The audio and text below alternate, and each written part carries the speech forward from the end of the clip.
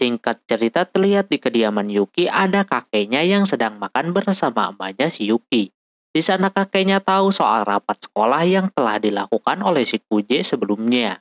Dia memberitahu kepada si Yuki untuk tidak kalah sama si Kuje. Walaupun si Kuje berbakat dan lain-lain, Yuki tidak boleh kalah dan pasti Yuki punya cara untuk mengalahkannya. Setelah itu Yuki mau ke kamarnya, tapi sebelum itu ada emaknya yang tiba-tiba saja nanyain si Kuje tentang hubungannya dengan si Yuki. Katanya mereka baik-baik saja. Ditambah si Yuki ada kelas tambahan hari itu. Pas di kamar dia ingin langsung memeluk si Ayano. Entah alasannya apaan. Tapi abis meluk si Yuki langsung segar kembali. Setelah itu besoknya ketika di sekolahan si Kuji dideketin banyak siswa karena dia sudah berhasil mengalahkan si Taniyama. Orang-orang itu ingin tahu mereka bisa mengalahkan si Taniyama. Kebetulan di sana ada si Alia juga, jadinya dia menyuruh si Alia saja untuk menjawab pertanyaan orang-orang ini. Tapi kelihatan orang-orang ini pada macam malu gitu bertanya. Alhasil si Kuji meminta temannya untuk membuka pembicaraan dengan menanyakan soal kejadian kemarin. Si Alia yang mempunyai ide sendiri untuk rapat tersebut dari mulai nulis buat mengeluarkan pendapat dan lain-lainnya. Mereka kayak ngomongin si Taniyama karena kalah debat dia kabur dari rapat tersebut. Hal itu sangat mengganggu untuk si Alia, jadi dia ngajak ngobrol si Kuje di ruangan OSIS. Di sana dia kagak enak mendengar ada yang tidak suka dengan si Taniyama. Kuje menyarankan kalau membantu si Taniyama berarti rapat umum kemarin yang mereka menangkan bakalan sia-sia. Tapi Alia tetap pengen mendinginkan permasalahan ini. Alhasil si Kuje bakalan mencobanya. Dia akan terus mendukung si Alia apapun itu. Terus tak lama Kuje seperti mendengar sesuatu. Dia merasakan kalau di dalam sana ada seseorang, benar saja ketua dan wakilnya lagi ngumpet. Awalnya si Kuje mau pura-pura kagak tahu, cuma tiba-tiba aja si Alia ini mendekati si Kuje seperti itu. Seperti mau melakukan sesuatu kepadanya. Niat awalnya mau pura-pura kagak tahu, akhirnya karena kagak ada jalan lain. Dia ngomong kalau di sana ada ketua dan wakilnya. Auto dah si Alia malu. Di luar pun dia malu, ia kan langsung pergi dari hadapan si Kuje. Setelah itu si Kuje mencoba menemui si Nonoha. Terlihat orangnya sedang mengobrol sama temannya. Dia diajakin ikutan pesta di rumahnya sekalian belajar. Kebetulan ulangan akan diadakan sebentar lagi. Dia akan ikut. Tak lama Nonoha pun mengetahui kalau ada Kuje di situ. Langsung saja dia diajakin ngobrol empat mata di kelas lain. Pas nyampe sana Nonoha langsung kayak nebak kalau si Kuje mau menembaknya. Dia bakalan menerimanya. Lagian dia juga lagi jomblo. Kuje menyayangkan kalau si Nonoha ini pacaran tapi tidak dibarengi dengan cinta. Dia cuma tidak sayang sama dirinya sendiri. Dia sendiri emang belum pernah pacaran tapi benar-benar cinta sama orangnya. Ditambah yang ngomong begitu, Taniyama pun pernah bilang seperti itu. Malah sambil menamparnya. Lanjut ke topik pertama yaitu tentang kaburnya si Taniyama di acara rapat kemarin. Si Kuje ingin tahu alasannya biar warga sekolah kagak mempertanyakan mulu. Sebelumnya sebenarnya ini orang membayar orang-orang biar si Taniyama menang. Tapi sayang kagak berhasil, terus si Kuje juga aneh. Kenapa si Nonoha bisa dekat dengan orang yang tertutup seperti si Taniyama? Menurutnya orang macam itu sangat menarik. Dia bakalan bersedia membantu, lagian si Taniyama juga adalah temannya sendiri. Kuje akhirnya berhasil, tak lama kemudian muncul si Ayano dan si So, yang ujung-ujung ada di kelas itu. Katanya dia udah dari tadi nguping obrolan mereka berdua. Gak lama juga muncul si Alia, dia yang melihat si Kuje bersama si So, dia sedikit cemburu di sana. Bahkan dinotis kalau dia tidak diajakin malah berduaan. Nonoha yang balik lagi ke temannya bilang kalau barusan dia ngomongin soal si Taniyama yang kagak sekolah. Di sana dia mengakui kalau dialah yang salah udah bikin si Taniyama kabur dari rapat. Ditambah dia juga membayar para penontonnya. Terus pas sedang jalan dia membayangkan ketika dia sedang berpacaran, ketahuan sama si Taniyama. Di situ dia marah-marah karena si Nonoha tidak sayang sama dirinya sendiri. Karena pacaran dia yang sangat random. Sementara si Kuje mencoba buat nenangin si Alia biar dia kagak marah kepadanya. Terus di sana Kuje mengajaknya untuk belajar bareng. Dari situ si Alia mulai tenang. Pulang sekolah mereka berdua belajar di ruangan OSIS. Cuma yang bikin gak nyaman ialah duduknya yang terlalu berdekatan seperti itu. Tak lama kemudian datanglah si So yang sengaja mengganggu mereka berdua. Dia pengen bergabung juga. Sebenarnya Alia kagak memperbolehkannya, tapi dia pura-pura akan menerimanya. Padahal dia ingin berduaan doang.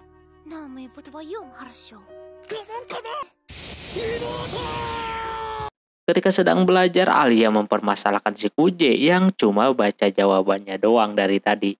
Kata si So emang udah kebiasaan dia kayak begitu. Terus Kuje menanyakan kepada si Ayano apakah dia ada yang ingin si Kuje bantu. Sebenarnya dia ada, cuma karena dia pelayan jadi agak sedikit canggung. Hal tersebut membuat si Alia agak curiga. Mereka dikenal dengan teman masa kecil, cuma kayak ada jarak di antara mereka bertiga.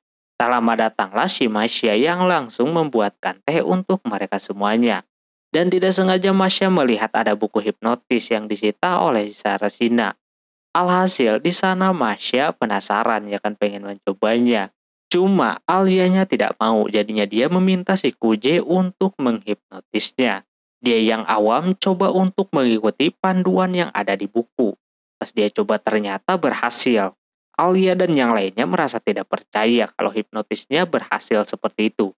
Alhasil, sama Shiso disuruh untuk mencobanya saja sendiri. Jadinya, karena pengen ngebuktiin dia coba dan benar saja. Tidak lama dia langsung terhipnotis seperti itu. Masya juga tiba-tiba aja jadi kenok. So ingin bermain-main sama mereka berdua. Dia akan memberikan perintah untuk mereka berdua, yang dimana dia menyuruh Masya dan Alia untuk melakukan hal yang terbuka dalam hal apapun. Alhasil pertama yang mereka lakukan adalah Masya mengelus-ngelus kepala si Kuje dan juga si Alia. Terus di tengah itu tiba-tiba aja ini orang satu persatu membuka pakaian seperti itu. Hal tersebut bikin si Kuje panik ya kan. Dia coba buat menyadarkan kedua orang ini. Tapi kagak bisa sama sekali. Untungnya ada si Sarasina datang lalu meminta pertolongan kepadanya. Dari situ dia melakukan hal yang bikin mereka berdua langsung pingsan. Katanya dia telah meresetnya. Tak lama Masya dan Alia pun terbangun dan tentunya kaget melihat bentukan mereka kayak begitu. Kuje yang udah terlanjur melihat bakalan dihajar juga sama si Sarasina. Singkat cerita terlihat si Kuje sedang belajar malam-malam. Terlihat dia sedang tidak mood belajar hari itu. Padahal besok ujiannya bakalan dimulai, ditambah dia kepikiran terus kalau hari ini ada jadwal anime yang sering ia tonton. Makin hancur lagi lah mood dia buat belajar. Di sana Kuje berusaha buat mood dia balik lagi dengan mengingat masa lalunya. Gimana cara dia supaya bisa bersemangat kembali. Emang benar kata si Alia kalau belajar sendiri biasanya bikin tidak semangat. Lama kemudian ada telepon masuk, yaitu dari si Alia. Tumben-tumbenan ya kan dia nelpon sama si Kuje. Sama si Kuje diangkatlah teleponnya tersebut dan menanyakan tujuannya menelpon dia mau ngapain. Kuje coba merayunya dengan cara kalau menebak kalau si Alia menelponnya karena dia rindu dengan suaranya si Kuje.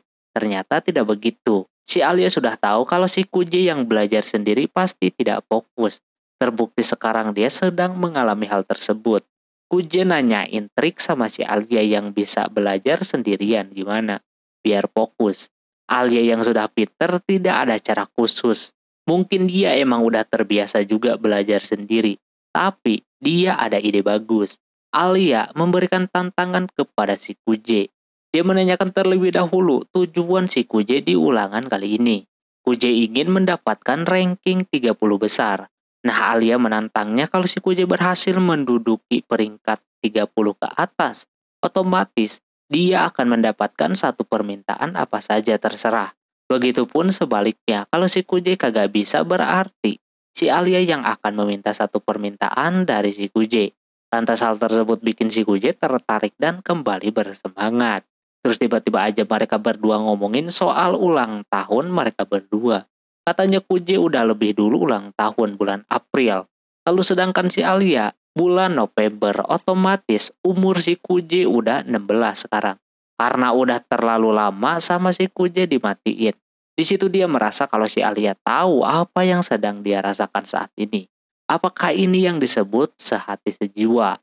Berbeda dengan si Alia, ternyata dia menelponnya karena abis nonton film horor. Jadi butuh teman mengobrol biar kagak takut. Setelah 5 hari ujian, akhirnya selesai juga ujiannya. Si Kuje di sana merasa aneh dengan si Alia yang terakhir mereka nelpon itu. Sekarang jadi agak berubah. Di situ si Kuje ngajakin buat pulang bareng sekalian ngobrolin soal rapat penutupan. Si Alia mau aja kalau diajakin pulang bareng. Terus pas mereka di perjalanan pulang di sana si Kuje agak bingung dengan si Alia yang akhir-akhir ini jarang mengeluarkan bahasa Rusianya lagi. Ditanya langsunglah kepada orangnya kalau ada yang berbeda dari si Alia. Tapi Alia tidak merasakan hal seperti itu. Terus tiba-tiba aja Alia ngomongin soal ulang tahunnya si Kuje yang udah kelewat itu. Dia tidak diundang katanya padahal si Kuje sendiri kagak ngerayain sama sekali. Dia merasa kalau si Alia ini pengen diundang dalam perayaannya. Katanya kalau di Rusia kalau temannya ngajak buat ngerayain itu, bakalan beneran dianggap teman. Karena si Alia seperti memaksa mau nggak mau si Kuje bakalan membuat acara perayaannya. Walaupun udah kelewat beberapa bulan. Di sana si Alia nampak sumringah banget. Singkat cerita terlihat si Kuje menunggu kedatangan si Alia. Mereka mau jalan hari ini. Pas datang, Alia nampak cantik banget. Pas mereka jalan berdua pun Alia menjadi pusat perhatian orang-orang. Suasana saat itu kebetulan sedang panas-panasnya. Ditambah banyak orang yang ngeliatin si Alia. Dia berpikir gimana kalau dia sendirian gitu kan.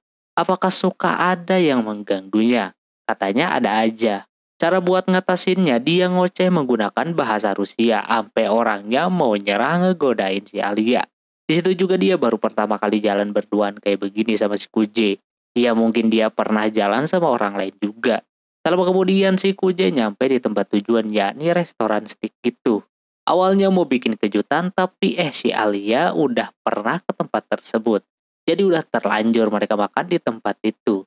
Katanya enak-enak dagingnya.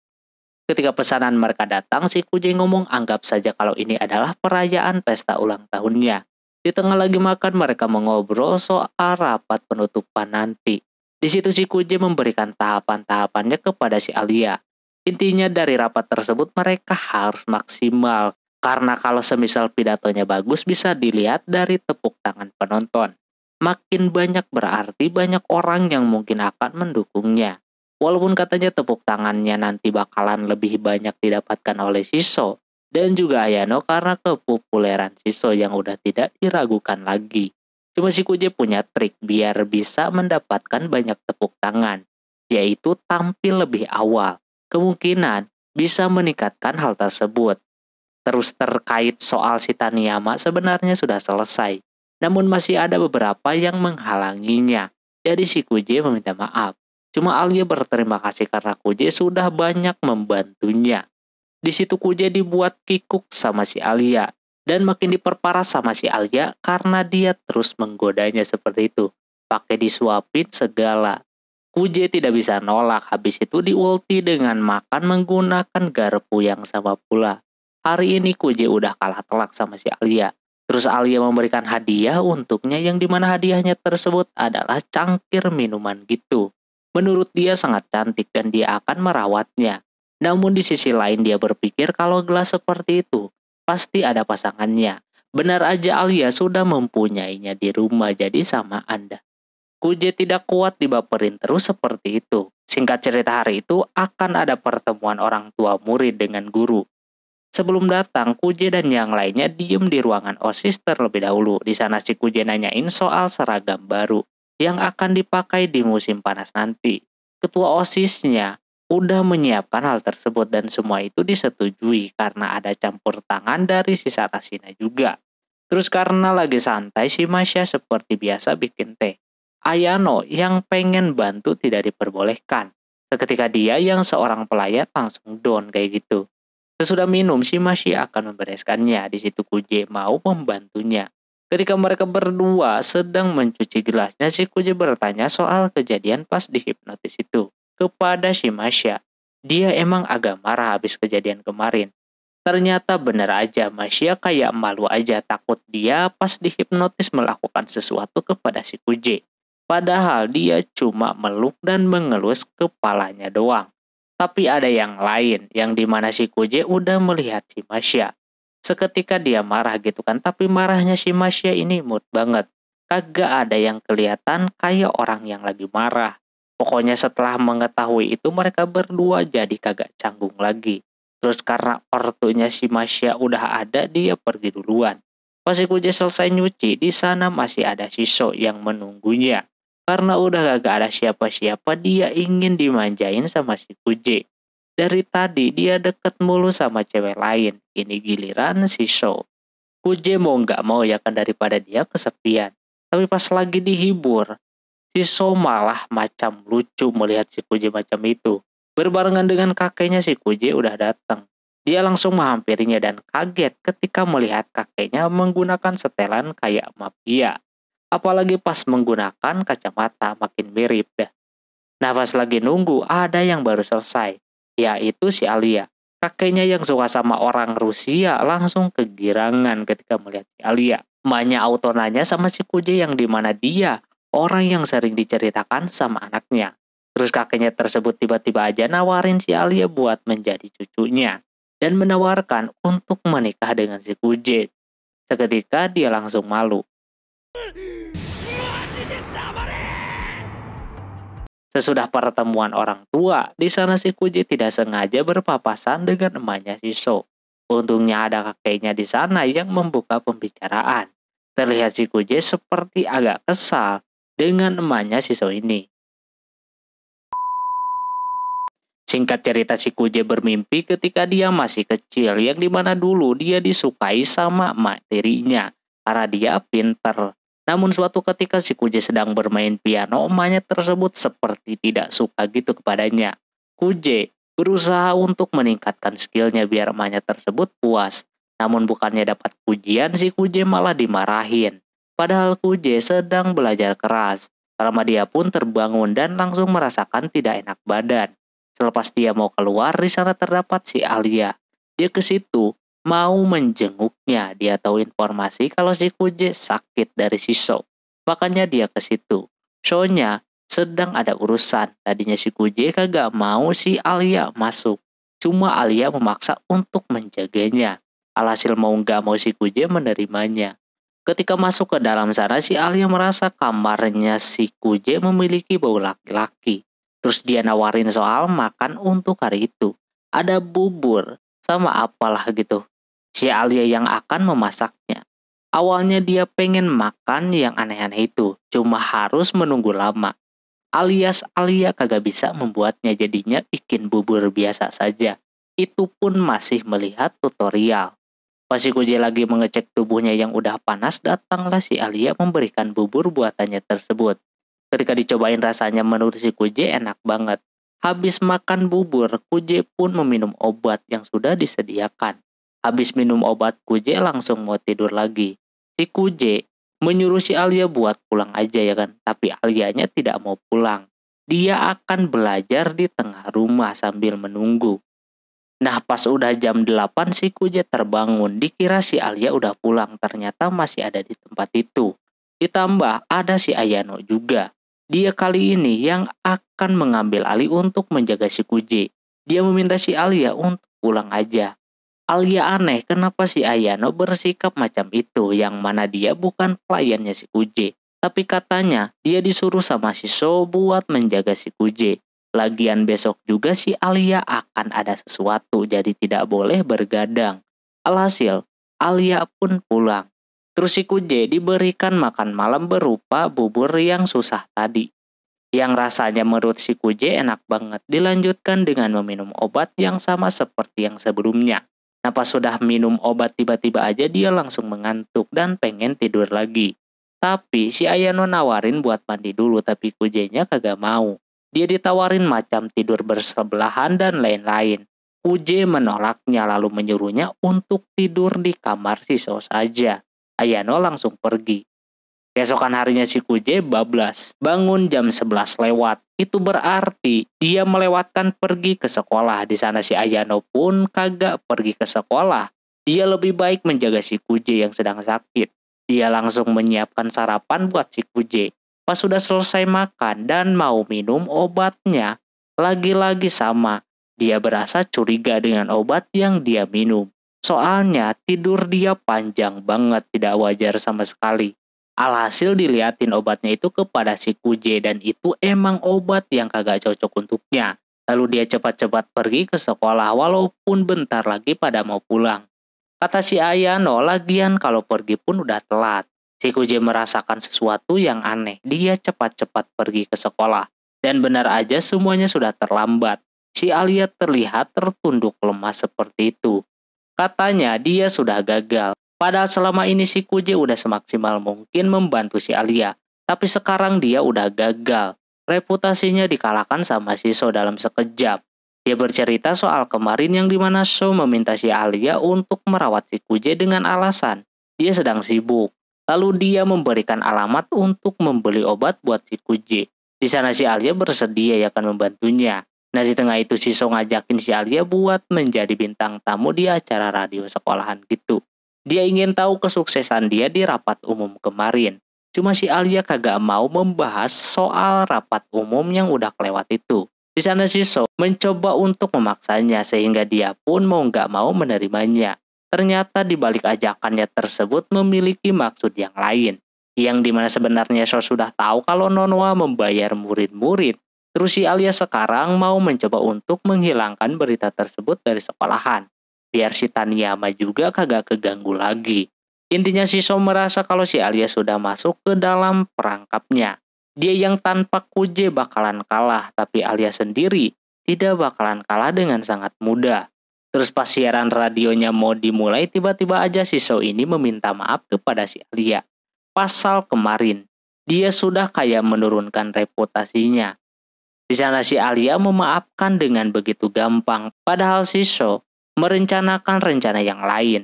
Si So di sana berambisi untuk menjadi ketua OSIS itu karena kakaknya.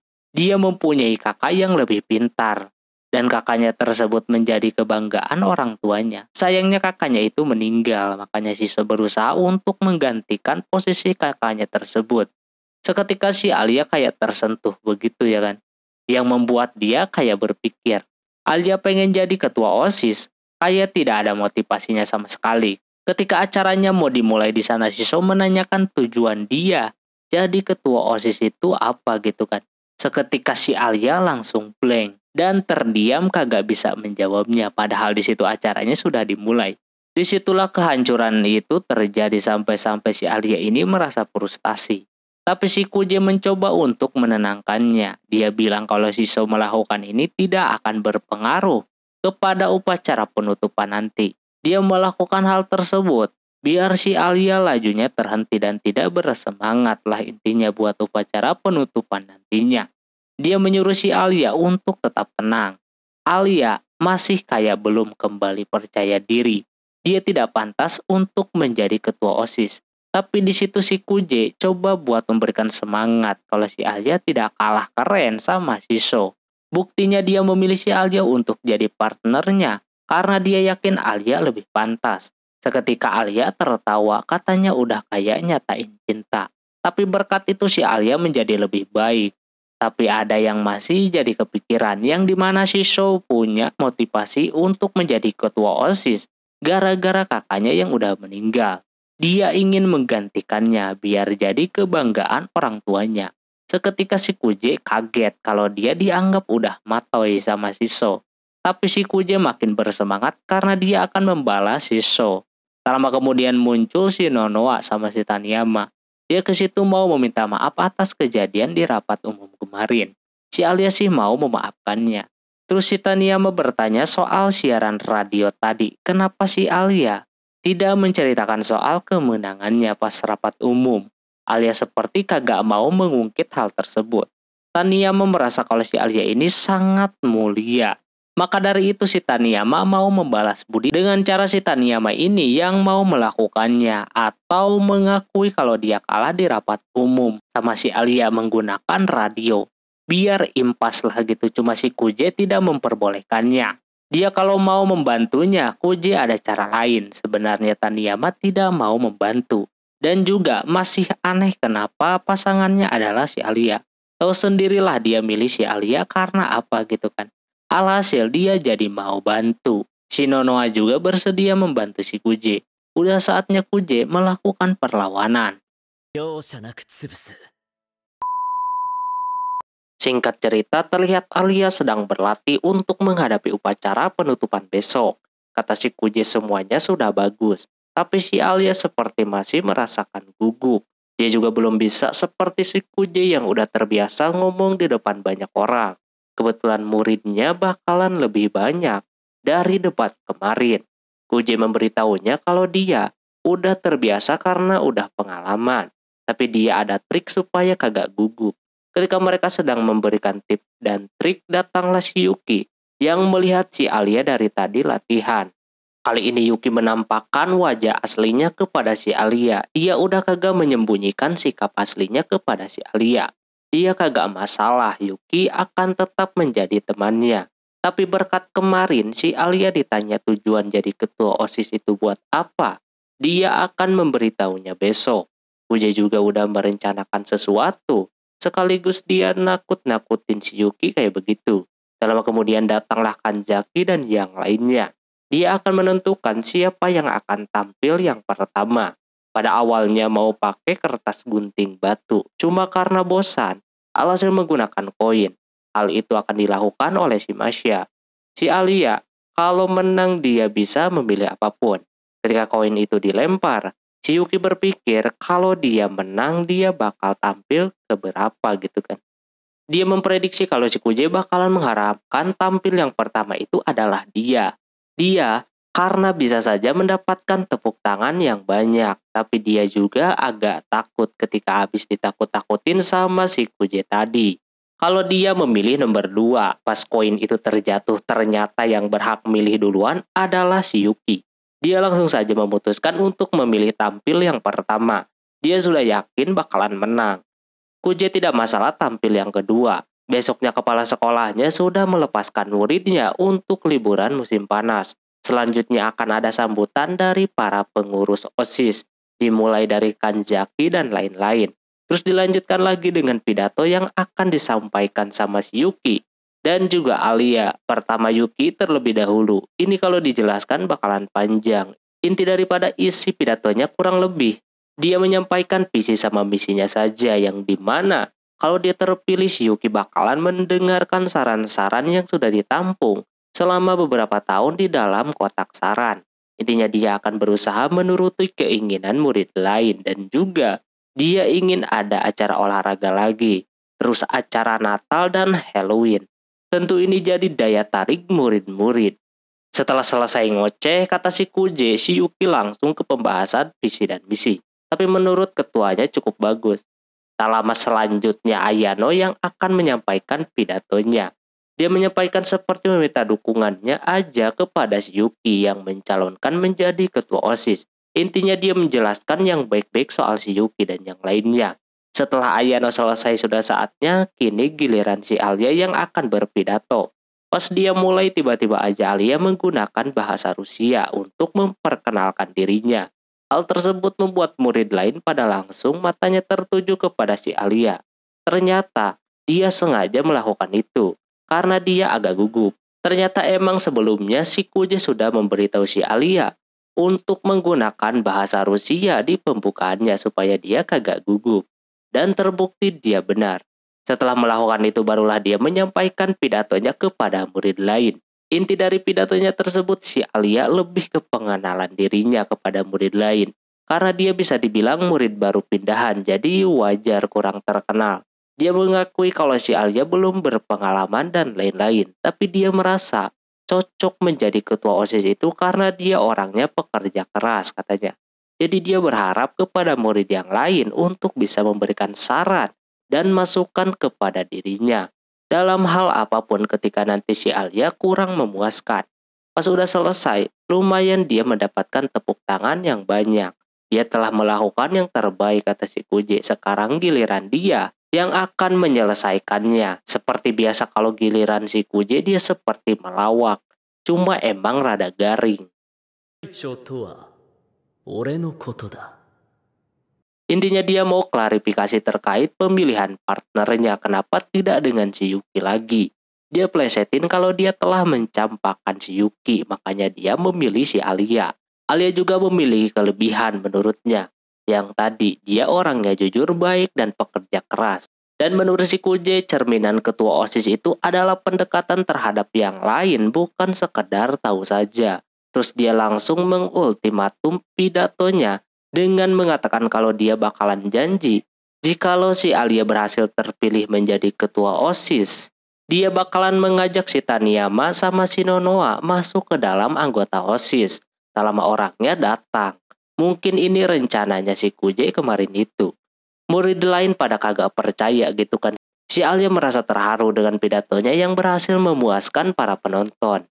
Setelah selesai semuanya, si Alia berterima kasih kepada si Taniyama dan juga Nonoa karena sudah membantunya. Sekarang mereka impas, lalu kedua orang ini pun langsung pergi. Sementara itu si Yuki merasa kalau dirinya kalah. Dia tidak masalah, perjalanan masih panjang. Jangan harap selanjutnya si Alia bakalan menang lagi. Dia cuma salah teknis doang tadi mah. Setelah itu si Alia dan Kuje melihat papan tulis pengumuman. Di sana si Kuje dapat peringkat 33. Otomatis tidak sampai sama targetnya. Nah kemarin kan mereka sudah sepakat. Jika si Kuje kagak berhasil menduduki peringkat 30, maka si Alia boleh meminta apa saja kepadanya. Namun Alia seperti bingung gitu. Dia kemarin bilang begitu karena dia kira cuma lelucon doang. Terus pas mau ganti sepatu, si Kuje pengen mulai hari ini mereka menyebut nama mereka dengan nama depan biar kelihatan lebih akrab lagi. Alia kagak masalah. Namun masalahnya ketika menyebutkan nama tersebut, kedua orang ini langsung salah tingkah.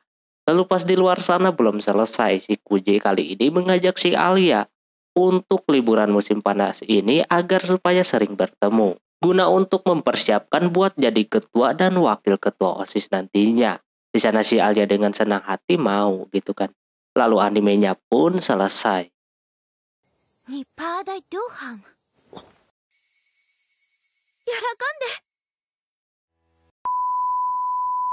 Oke, mungkin segitu dulu untuk anime ini. Mohon maaf bila ada kesalahan dalam penyebutan nama, tempat, atau yang lainnya. Dan sampai jumpa di anime selanjutnya. Ya, mata nih. Bye-bye.